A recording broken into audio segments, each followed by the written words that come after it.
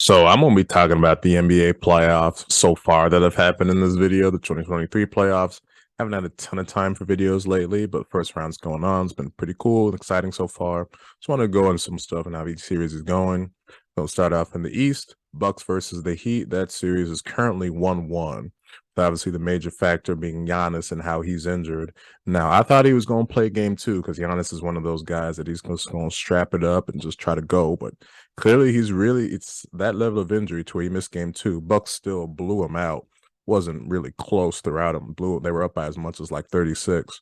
I think Giannis will try to play in game three. I think he was upgraded to doubtful for last night's game, but I think if you give him another day or so, I think he'll be ready. I hope he's ready because I certainly don't want to see the Bucks, the number one seed in the whole NBA, go down without Giannis. So hopefully he gets back. That was a nasty fall that he had in game one, so we'll see. Hawks versus Celtics, the 2-7 matchup. It's the least interesting series so far. I knew that when the Hawks were able to get that 7 spot, I was like, damn, Celtics got a big break on that one because that's just a mismatch. So at the Hawks, it's just like you can see now why they're in the business of sort of, why there's been rumors of them looking to trade Trae Young in the offseason just because it's like, Trae Young, you're not going anywhere with Trae Young as your best player, and there's a lot of issues when it comes to leadership and other stuff with him. So, for him, that series it's gonna be over. It's gonna be a sweep. Guarantee sweep. Watch that one. For the next matchup, Sixers and the Nets. Sixers really haven't had too much trouble with the Nets so far. The Nets obviously have no business getting matched up against the Sixers or being competitive. But I do think that the Sixers, only because the Sixers can be kind of inconsistent, I think the Nets will get one game in Brooklyn. Sixers currently up 2-0. So, it wouldn't be totally shocked. I think they'll get one, but it ended up being a gentleman's sweep, Sixers versus Nets, which is, not really surprising. I think that's what most people think the result would be. Cavs versus Knicks is definitely a very juicy matchup, the 4-5, which is always pretty competitive. It's currently tied 1-1. These are two really evenly matched teams to where the predictions are just kind of all over the place for this one in terms of saying, oh, Knicks going to be winning 7, Cavs going to win in 7. There's no right or wrong answer here. These are two very, very evenly matched teams. It's going to be a really fun series and it's going to be great atmosphere in Madison Square Garden because obviously it's always great whenever the Knicks are in the playoffs, the few occasions that they've been there in the 21st century. So can't wait to see next game in that series. It should be fun. Moving over to the West Coast with the 1-8 matchup, the Nuggets versus the Timberwolves, with obviously the Nuggets being the 1 seed.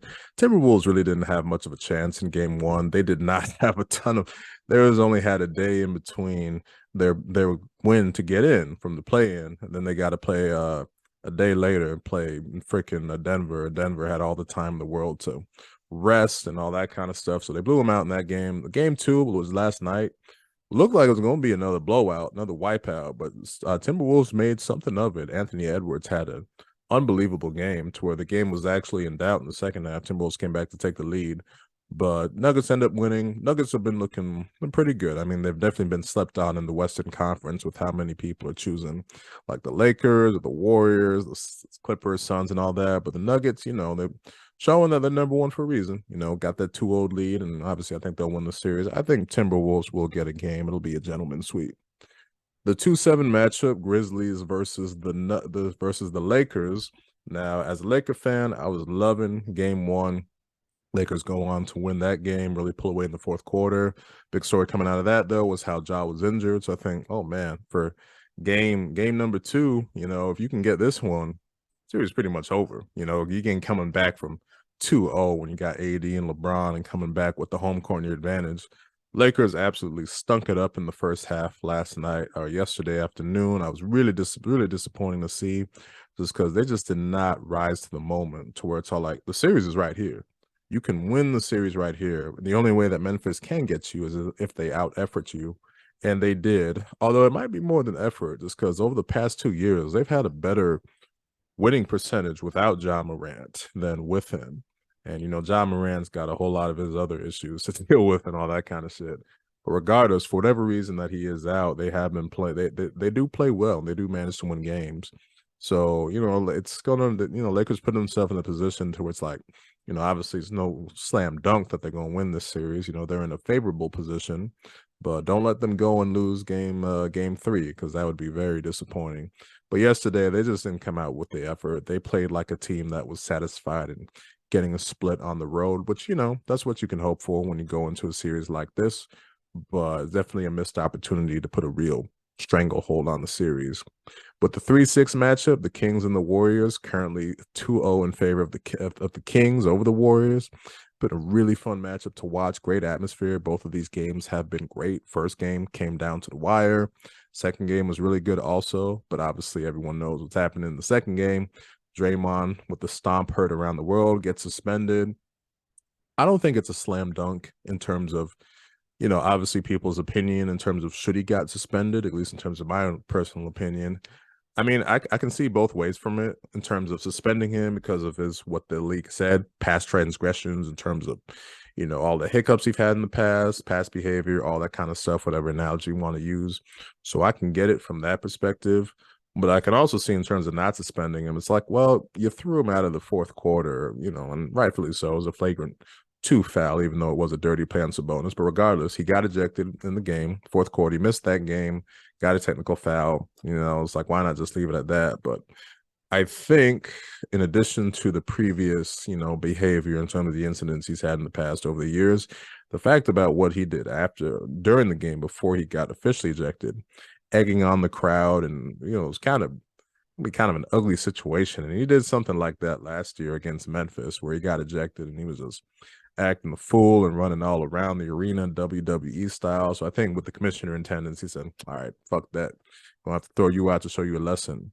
And that actually puts the world champions and the whole Warriors dynasty in a peculiar position. And you do have to wonder that, a sweep isn't off the table if he's going to miss game 3. I think there's still potential Warriors can win game 3, but regardless, you could be looking at the last 2 games of Draymond in the Bay Area as a Warrior. So definitely be watching game 4 for that, because if the Kings win game 3, then that's just going to be the whole talk about for game 4 is if, the last game of, that group of guys, Steph, Clay, and Draymond together, because, it's a whole interesting contract situations coming up with that team. And the best series, the 4-5 in the West, Clippers, Suns. Man, this is going to be a battle.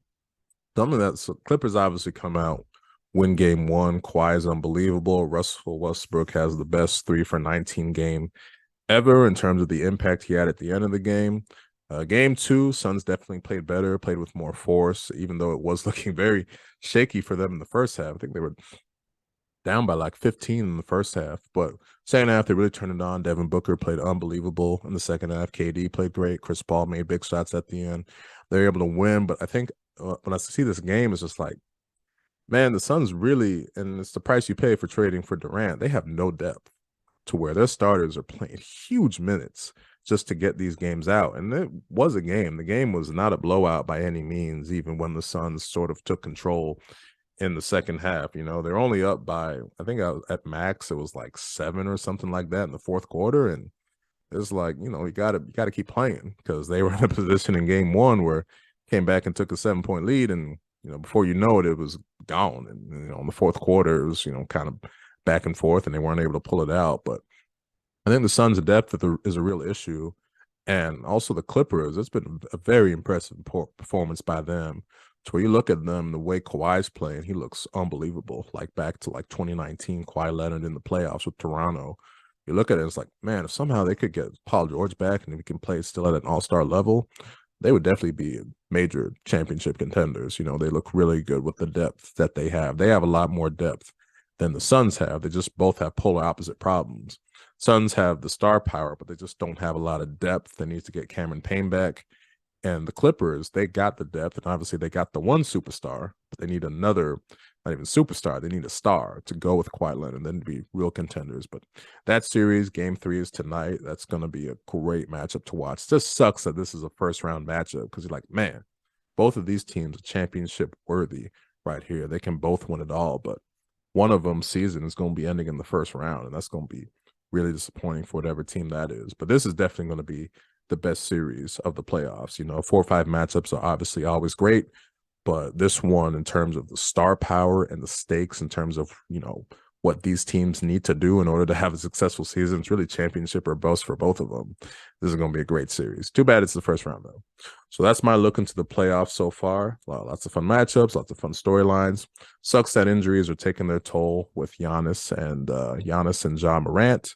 But, still, both series, it's not like they're over. They're both tied 1-1. So a lot of fun stuff going on in this playoff so far.